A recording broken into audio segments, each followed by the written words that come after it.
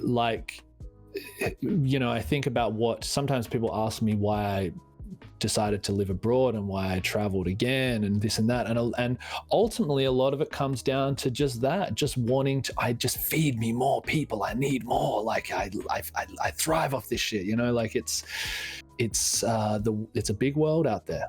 Big world. It's like a passion for wanting to learn more, What was it like living in China? How recently were you living there, out of curiosity? I moved there, I think in 2013. 2013, I lived there for 3 years. What was it like there? It was another world. It was another world, dude. It was strange how quickly I slotted in there. It was, it really, there's something about that place that feels cut off. For some obvious reasons, you can't really, you can't use Facebook. I mean, you can get VPNs and stuff, but a lot of communication is cut off, a lot of that internet communication. And you feel like you've played Final Fantasy VIII, right? I have, yeah. That was actually the first game I came into your stream on, so I know that. So it felt like a little bit, in Final Fantasy VIII where you go to Esther. Yes. And you're like, where the hell did this place come from? What is this? I thought we're on this world. Now we're in this other, and it's big. It kind of felt like that. Obviously it's not, it doesn't look like that or anything like that, but it was this, I'm like, man, this is another world. I've been to other countries before, but this is something else. And, no, it was awesome because you get to share. Not only did you have to learn the language, like sink or swim, because people aren't speaking English to you there. And not only do you get the cultural experiences and having to adapt and to all these things, but you also get to live this life with other expats from all around the world who've also chosen to live this life. And it's this kind of it's like a combination between a regular 9-to-5 life where everyone has jobs and stuff like that and this kind of adventure. And so I made a lot of friends for life there. And so it was great. It was fantastic. Did you ever get to visit Shenzhen by any chance? Yeah, I used to go through Shenzhen to, I had to do visa runs sometimes for my work visa, and we go to Hong Kong. And the cheapest way to fly from Kunming, to get from Kunming to Hong Kong is fly to Shenzhen and then catch the bus and the train down from Shenzhen through to Hong Kong, cross the river. Why do you ask? I've watched a couple documentaries about Shenzhen specifically, and it is so incredibly fascinating. Actually, I had one of my friends, Crises, I had her on the podcast a couple weeks back, and we spent a whole half hour just talking about China. I am so fascinated with China. I think it's almost like, I'm sure it might be different, and well, maybe not even different in 2013, but it's almost like stepping 10-15 years in the future. There's so many things they have that are just so specific to smartphones and ordering everything and QR codes, and just it's almost like a different world in and of a sense. So right when you said Esther from Final Fantasy VIII, I'm like, I immediately know what you're talking about. It's like the same world, but you're like, everything is more advanced almost. It's cool. Yeah, well, simultaneously 10 years in the past and 50 years, 10 years in the future and 50 years in the past, it's a bit of both. And another really interesting thing is that so I've spent time in the US and I've spent time in China, and the one thing that those countries have in common from an Australian perspective is that when you're in those places are the center of the universe. The rest of the world, from the perception of those places, the rest of the world revolves around those places, and it's true in both places. And there's something exciting about being in that. There's something fascinating. And talking about Shenzhen, were you guys talking about the fact that it was like a fishing village and then grew in 20 years? Yes, literally seeing photos from 1980 to 90 to 2000, 2010. It's beyond astronomical just how advanced everything is. And of course a big part of that is the government can pretty much snap their finger and thousands of people can work 24/7 overnight. I mean, especially we saw hospitals being built in a week, 2 weeks, during COVID times. So they can just snap their fingers and make it happen, which is incredible and not incredible at the same time. So it's like you said, 10 years in the future, 50 years in the back, and in the past in some senses. But it was more like a lot of the technology stuff, how a lot of tech stuff is made there. And they have like huge supermarkets just filled with computer parts or smartphone parts. And if you want to like build a smartphone, pretty much everybody goes there, because they can just go to a supermarket, pick out the pieces they need, and just create their own phone and their own electronics and just mass market it. And there's so much less like red tape from the government that if a company just has an idea, they can make it, they can get it going so fast. That's the interesting thing, right? Is that there's this idea, and I had it when I was before going there, that it's very restricted, it's very controlled, it's very bureaucratic, it's very, these are the ideas that we hear about it. And in a sense, that's true, but only in a sense. In many regards, it's much more free. You're much more free to behave in the way you would like to behave, so long as you're not shitting on the government. Right. You're much more free to there's a lot of entrepreneurialism going on out there. There's a lot of there's these markets you speak of, they're crazy. Like there's just a lot going on, and it is exciting. There's an abundance. And it's interesting too from like an American perspective, because when I think of like cities and metropolises, of course you think of like Los Angeles, New York City, you think of like Tokyo, you think of these just like monster, like Mexico City, these huge places.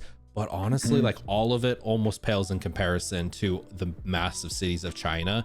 Like China has like multiple Tokyos just all interconnected, like down the coastline, to just form this massive, just mega city. And it's so fascinating and incredible. And I've watched a lot of documentaries about a lot of those cities, and I'm so fascinated by it. If you ever get the chance to visit, I would highly recommend it, just for 30 days. Like it's a trip, and it's I think a lot of people are a little bit scared of it, more so than other countries to travel to. Yeah. But the thing you realize when you go there is that it's a place filled with people. Right. And that's the bottom line, like it's very different. There's going to be things that conflict with your ideology. Like there were a lot of things that were a little confronting, but then there's a lot that I'm like, wow, why are we like this? This is way better. Right. You get faced with the positives and the negatives, but it's all underlined by the fact that there's human beings living their lives there. And so humans in general, when you share a humanity, when you sort of when you're respectful and you give of yourself and you behave in a certain way, people open their arms to you. And I had a lot of wonderful human experiences over there. And so that's something that anyone that's like worried that it's going to be like, I don't know, terrifying, it's not really. It's kind of great, actually. Yeah.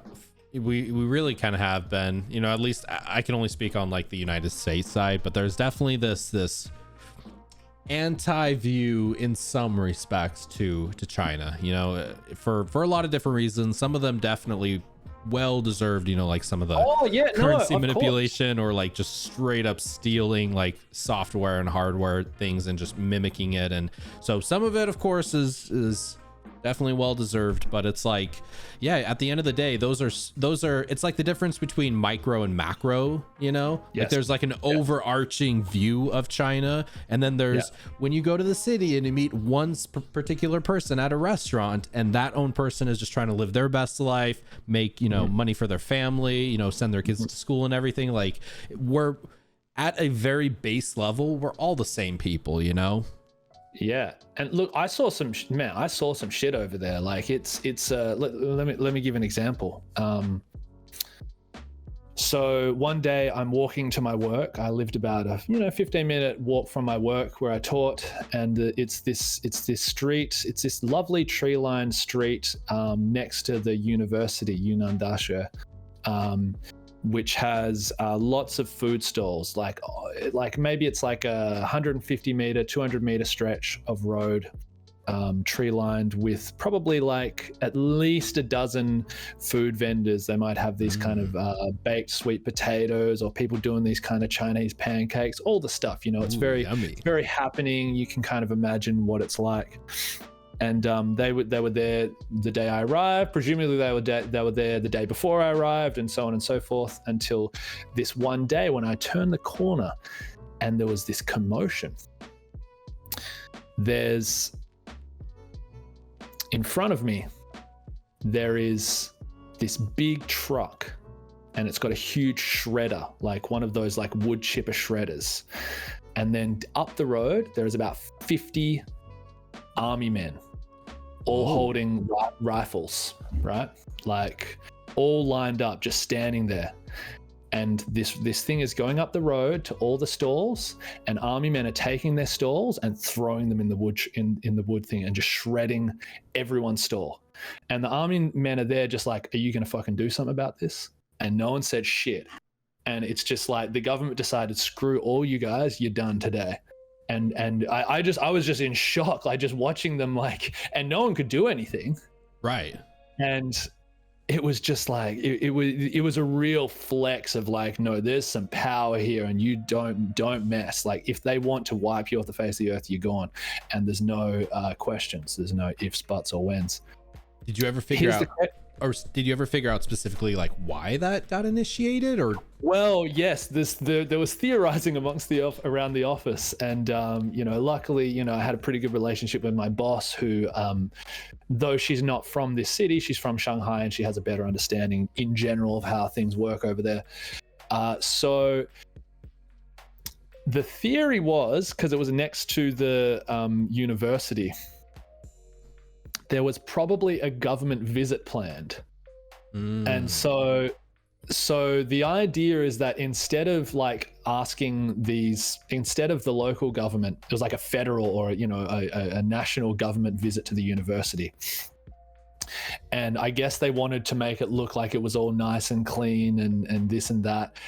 And so rather than sending out letters, a month before and be like, please don't turn up today, we would like you to just remain at home or take your business around the street. They just did it that way and said, no, now you're gone. And because in the weeks that followed, I was like, man, that's devastating. Like, they're all gone now. Right. But in the weeks that followed, they started popping back up.